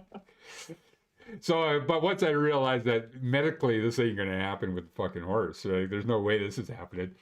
So I decided, well, I still want to do. I still have this. I knew I was gonna have midlife crisis eventually, and so Yeah. This was it. Well, then I switched it over, and it gave. Well, how about if I canoed across Canada? Again, and I kind of like a normal, like I have a real history. I always have had for some reason in Western Canadian history, and partly it's probably from being Métis, but also just like early British explorers and Amundsen and all. I used to just devour that shit, sort of thing, and then it dawned on me, well, that would be a grand adventure, is like to canoe the fur trade route from Banff to Montreal, Yeah. and that kind of replaced, and that made more sense because like the horse thing, number one, cost wise, like I had no idea, like the expense. Horses aren't cheap. No, they aren't cheap. Feeding them isn't cheap, but medical bills with those fucking things aren't cheap either, right? And it doesn't take much for them to go lame. They have all kinds of issues with their mouth and stuff like that, and feed issues and stuff like that. Yeah. And you try crossing Mexico with a fucking horse. Yeah. That ain't gonna happen, right? Unless like you gotta, because I saw this video of these guys and these cowboys, and they went from, I don't know, southern states or something all the way up to the Canadian border. No, I saw that movie. Yeah, but they also had a hay truck behind them, and stuff. Yeah. Like, that was. Well, and they still had a horse die on them, too. Yeah, I know. And these guys were like professional cowboys, and they had backup horses, and stunt horses. Yeah. And they definitely had like a big rig with fucking hay on it. And they were getting that. Yeah. You just didn't see that in the movie, right? Yeah, but it was there. Yeah. Yeah. Canoe's way more simple all of a sudden. Well, yeah. The funny thing about that is, like, when you go, I had this vision like, oh yeah, this gonna be a grand adventure, and the nature and the sunsets and the sunrises and blah blah blah. Well, 3 weeks into the trip, you're kind of over that. Right? Yeah. She's like, You just want to get it over. a little over everything at this point. But meanwhile, you told honeymoon stage is done. Yeah, you've told everybody and their dog and their dog's friends and that you're gonna canoe across Canada, and so it's like you can't really just give up, right? Because there's nothing wrong with you. You see, that's the mistake you made. You told people. Well, this is it, secretly. And you're going like, okay, what could I break that wouldn't be that big of a deal? Like my ankle maybe, or like this really thing is like, well, I got 3 more provinces to go. But yeah, I was still pretty determined, but it lost some of that, like the like you say, the honeymoon stage, I suppose. Yeah. But and things don't change quickly either, right? So you're in the prairies. In the prairies. Yeah. It stays prairie for a long time, like a month and a half, 2 months before you see anything slightly Precambrian. Yeah. And then you're thinking, oh yeah, I know some of this river is up, some of it's upriver, but fucking voyagers could do it. Yeah, I come from the same stock, I can do that shit. Right, sort of thing. But yeah, the Winnipeg River is a pretty powerful river, and then getting to Lake Superior, you're going actually. I had no idea. I didn't realize it, but you're like, this is how well I research my trips, right? That you're going upstream up until 2 days before you get to Lake Superior, so you're like fucking a month and a half paddling against the grade, right? And then eventually there's a little sign that goes like the height of land portage. And so for the first time you go over the height of land, there's a trickle of water going the same way you are for once, right? And it's just the slightest stream, but it's actually moving in the right direction. And you're right, yeah, you're literally like only 2 days or maybe 2.5 days from Lake Superior from that point, right?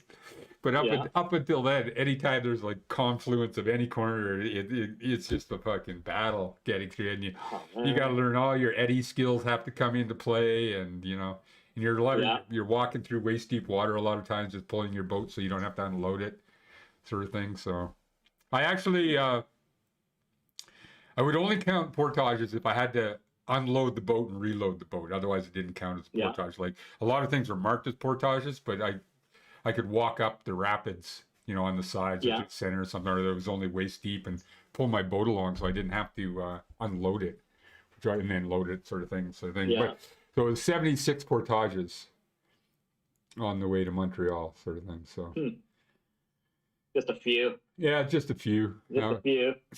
But I had a nail polish, like black nail polish, and so every time I did a portage, I'd put another line in my boat, the side of my boat. So I was like, if this boat doesn't survive, I'm gonna saw this fucking panel out of it.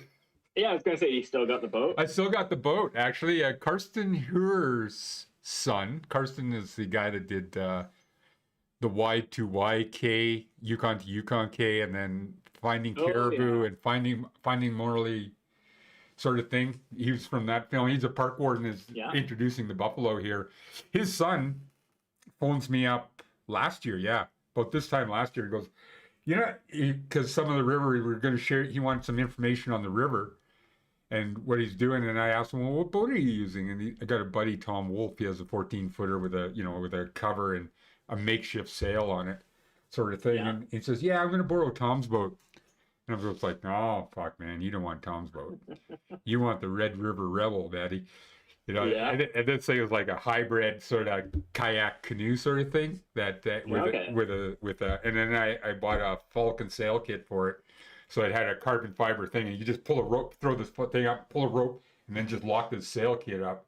And it was a true jib, right? So you could just like turn it to the wind or offside wind, so you could get wind coming in from the side and still gain energy from it, sort of thing. So that came in really handy sometimes. And then, and then it had a spray skirt, and then it was big. You could put your big camp pack in the back. It was separated in the center, and then you had a cockpit that was pretty comfortable in there. And with the spray skirt, you know, it could be snowing for all that mattered. You know, it could be 10 below. You could just paddle along in that thing. It was fine. It's pretty rad. Yeah, I still have it. I'm just rebuilding it. I was going to sell it for a drone. But my daughter wouldn't let me. She wanted it, so I'm. You probably should keep it. What's that? It probably should. Yeah. So anyhow, Karsten, our kid, Zeph, is only 15 years old. He paddled from Canmore to where his summer job is in Minnenisty or whatever on the Churchill River in northern Saskatchewan, like way northern Saskatchewan, right? So he went down, then he went onto the South Saskatchewan, then joined the North Saskatchewan, then across and down to the Churchill River. And then blah, blah, blah. And he solo paddled all the way there at 15 years of age. That's pretty crazy. That is pretty insane. That is, especially at 15. At 15, yeah. Yeah. But, so I told him, fuck, this is the boat you want, buddy. This is, take this thing. Because I really didn't have another use for it. And I really just bought it for that one trip. And I thought, I'd rather have this kid using it than sitting in the backyard getting sun bleached, sort of thing. So he put a few dents in it, but nothing major. So I'm just kind of sanding it and rebuilding it right now, and then I'll just give it to my daughter, sort of thing. So how sorry, no, I was just thinking, trying to get the subject back on you. It's like me, but enough about me. What do you think of me? It's always about you, Joe. So one way or the other.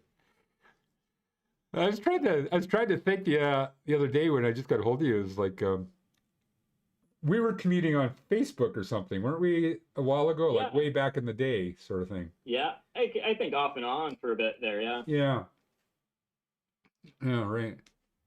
And then all of a sudden, bang! You became a celebrity. I don't know about that. Well, I saw a few of your photos, and didn't you end up like the poster child for something? Yeah, Hanging off of few, the chief or something? yeah, for Lennon drugs. That's what it was. Yeah. Yeah, it's like I think 168 placements all through the Lower Mainland, plus like across the island, and yeah, they are everywhere. Holy moly. Yeah, Well, I've let's only get. seen it once though. I've avoided looking at them. Oh yeah. I kind of yeah. Right. I guess I thought I'd made it to the big time when I got my picture on the front of the Canadian Alpine Journal. But, Better than accidents of North America. well, exactly. Well, I thought I made it to the big time. I didn't realize that big time was coming because I got like a 6-page article about ice climbing with me at the center of it in Penthouse magazine. So, so yeah, I put that way above the Alpine Journal, right? Yeah, I don't know if anyone gets laid from the Alpine Journal. Yeah, I always tell everybody that I got an invitation to like the year-end Penthouse party. Right. Yeah. Which I didn't, of course. but hey, they don't need to know that. I don't. Maybe I might not say it outright. I might be just hinting around. Penthouse has some pretty good parties at the end of the year, sort of thing. Not that I was there. But... not at all. Yeah. Yeah. Well, hey, dude, I probably should let you go, and Okay. let's do this again sometime. Yeah, for sure. Maybe when it's all cool, we can do it in person. That would be cool. Yeah, like if you're out here in the Rockies or something, I'll have a studio or whatever. I always go with enough camera gear anywhere to frickin' pretty much set up the studio. Oh, definitely hoping to get to the Rockies. I was hoping this winter. This is probably the first winter in a long time that I haven't gone out. Yeah. But yeah, hopefully this summer. Well, I'm trying to avoid, like we were going to go to Squamish, some buddies, Tom Vale and some other climbers, and we're not Squamish, we were going to go Skaha, but just with the COVID thing and, and the BC government saying, you're not welcome and stuff like that. And I just like, it's not even the people, you're not welcome. I just didn't feel comfortable, it's not like I live in a nice place. It's not, there might be snow on the ground and shit, but it's better than living in inner city Toronto, and those people are dealing with it, so I can shut my little crybaby. That's what I've always thought. I get told by so many people, it's like, I could travel. Like, it's so easy to use my photo work as like a justification for like, I'm traveling for work. Right. But I do kind of account for that. Do I need to though? And that's it. I can't honestly say that. But yeah, hopefully for sure this summer. I definitely want to get back to the Rockies. Yeah. Well, I've had this idea for years of how it'd be kind of cool to connect with you and Barry and do like a bit of like a photo essay or something, or title it Métis Warriors. I thought that'd be a cool thing. And find any other climbers that we can find that are Métis as well. Like have Barry and I strip down to the waist and fucking battle it out. Yeah. It's like, you can just sit around and photo that, right? It's like, I'm pulling on Barry's ponytail, it's like screaming. I know, you can talk to Barry. I actually, he just friended me on Facebook the other day. Yeah, I don't really, when we used to talk on Facebook, it was before I really despised Zuckerberg. Right? Yeah. And now I despise Zuckerberg, but Facebook is a necessary evil sometimes. Yeah. Especially if you're in the business sort of thing, you gotta, you gotta, and it's just another tool. So. Totally. Yeah.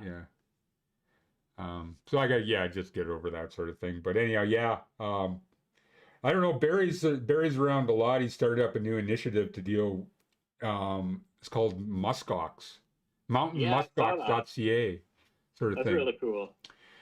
Yeah, I wish I was around when I was going through post-traumatic stress. Yeah. It's because I definitely did, and it just, I had to leave the industry for a while, and but there was nothing, and I wasn't the type of person that was going to like go out and spill my guts out to some therapist. Because, in my theory, if you're a therapist, the only reason you got a degree in psychology is you're fucked up more than I am, right? Yeah. You're just out there. True. You're out there seeking answers for yourself. You just happen to be doing it for a living too. Yeah. Like any of us. So yeah, that just wasn't in my DNA to go that route and do things, and it worked out for the best because I ended up taking a job. Well, I wanted to go to film school like you. So I apply at SAIT in Calgary, Institute of Technology, and I give them my resume because all I had really was my Mike Barter videos and shit going. Oh yeah. And I beefed it up and lied a lot, and then I came in like 104th. I didn't realize that you actually had to compete for a fucking position, right? They only had, and there was like 100. They only had 100 openings. And I'm like 104, and I'm going, really? Wait, like, what do I got to do? Sort of things. And, well, you should get some industrial experience. And I go, what's that mean? He says, well, go to work for an AV company. So I looked up in Banff. There was only like one, Sharps Audio Visual at that time. And so I went down and talked to them. They just happened to be looking for somebody. So they stuck me in a basement, and I'm soldering XLR cables for like a month. All right, this is audio visual. Oh yeah, this is great. And I kept telling them, I'm a cameraman, right? That's what I really am. And then slowly one day they dragged me out. Hey, you got to go to Lake Louise right now. We need a cameraman, right? They'll go out there. Suddenly it's like, I'm thinking, yeah, like a camera, right? No, I'm sitting on this thing on sticks, right? There's a tripod. I got this headphone. There's a director screaming at me. Not camera 2. You're fucking ruining it. Fucking give me something. Sell me something. It's like, what the fuck? How do you turn this on? Yeah. Sort of things. I was like, yeah. So I go like, oh, okay, this trial by fire.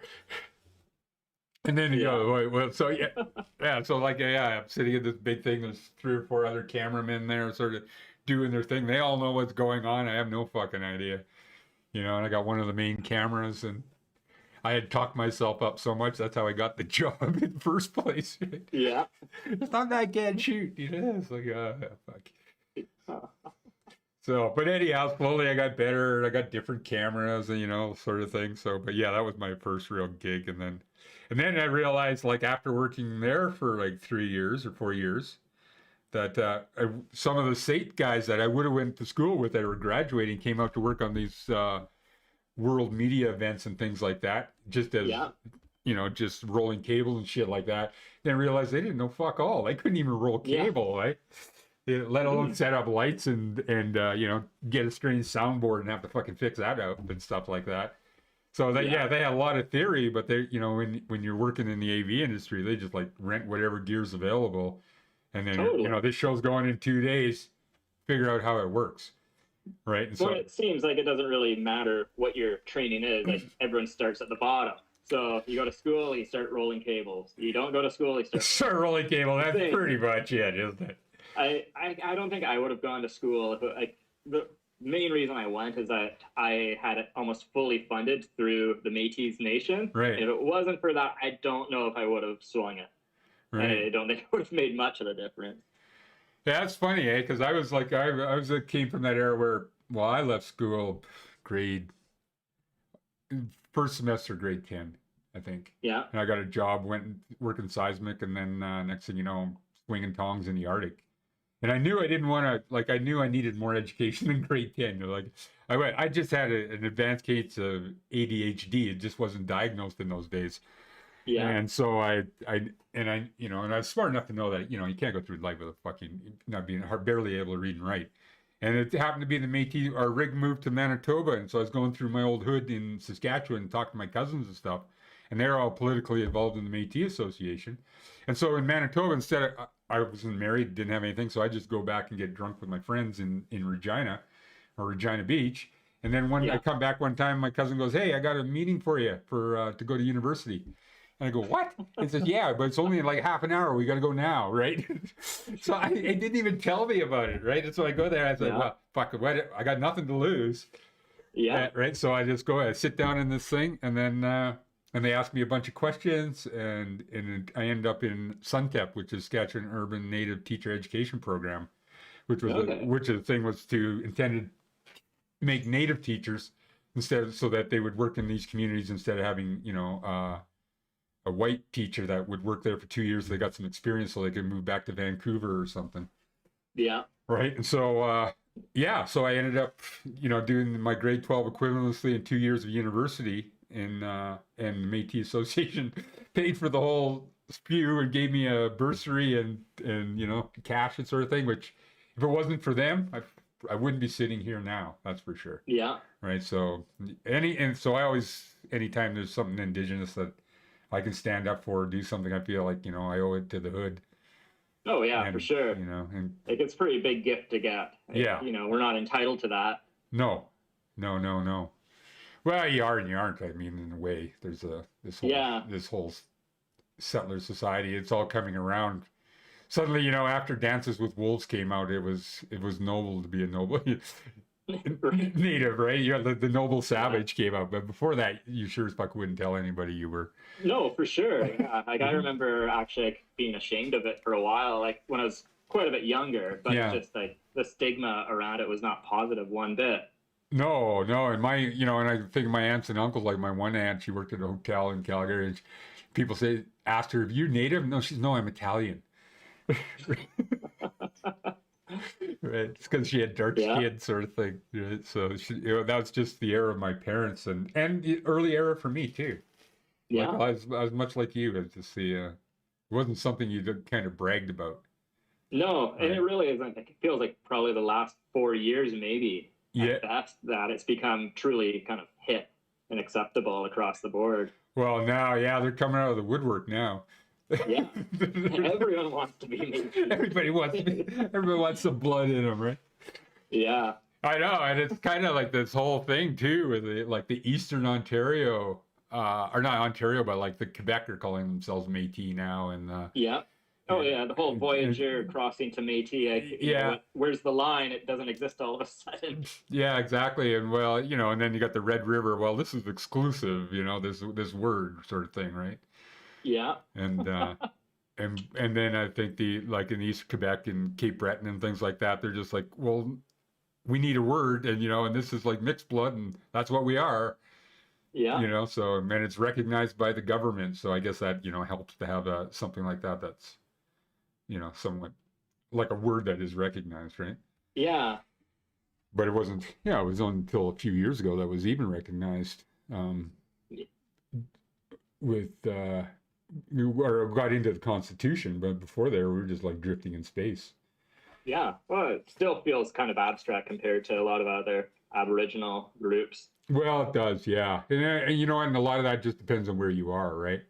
Yeah. Like, being out in Squamish and being Métis in Western BC is certainly a lot different than, Central Saskatchewan or, sure. Winnipeg or Métis. Because my cousins, like, that's where they live, and like most of my family, and their experience of growing up and with an Indigenous culture is completely different from mine, right? Yeah. So we moved from Banff to the Yukon, Northwest Territories, and I lived with my grandparents. My parents split up in Saskatchewan. Then I moved to Calgary, back to the Northwest Territories, then Calgary, sort of thing. And then it was just, I had no idea who I was or what I was. But the only thing is, like, every summer I would go back and live with my grandparents for 2 months. And that was the only thing that gave me any real identity, or any idea that, that's of that Métis identity sort of thing. And even then, like you say, back in the day, you didn't brag about it. Yeah. But you knew about it. So that was, and then, just going to school. And then there was that school, of course, had a lot of cross-cultural education, Indigenous studies, Cree language classes, and things like that. And so, you became firmly entrenched into finding out who you are. And, there was some pride in the culture, that sort of thing. And so it made the right directions. But anyhow, hey, buddy, we're wandering off. Let's you come on out here. We'll do this again.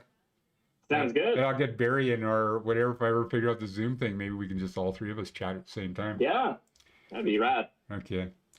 All right, Alex, thanks for doing this, buddy. We'll talk to you soon. Anytime. Have a good night, man. Okay, take care. Bye. Cheers. Hey, that was an interview with Alex Ratson. That's a lot of fun, actually. I'm going to do a lot more of those. I was thinking I'm supposed to have Brandon Poulin coming on. Brandon's the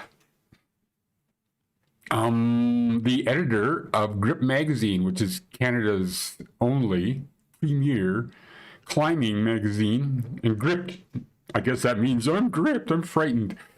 And he's a an author of a few books, The Bold and the Cold, and a couple others, and he's got another one coming out. And does a lot of climbing here and throughout Canada, and hosts an awful lot of brand name guests and things like that. So that would be great. I would love to get Tim Bamfield on. He's another photographer, prolific climber, really talented, talented photographer, and real estate agent. So I could use some realty advice. I want to downscale my house here fairly soon. Maybe I could get a little bit of advice on that. And about Nepal, he's been to Nepal a number of times, and I'd be really interested in finding out what he did there, and that would be great. Who else? I was thinking Sam Leitner from Thailand. He may come on. Sam was one of him and a couple of his buddies were the ones who sort of discovered Raleigh. They were looking for something else. They were looking for other towers, and the boat driver said, "What are you guys doing, man?"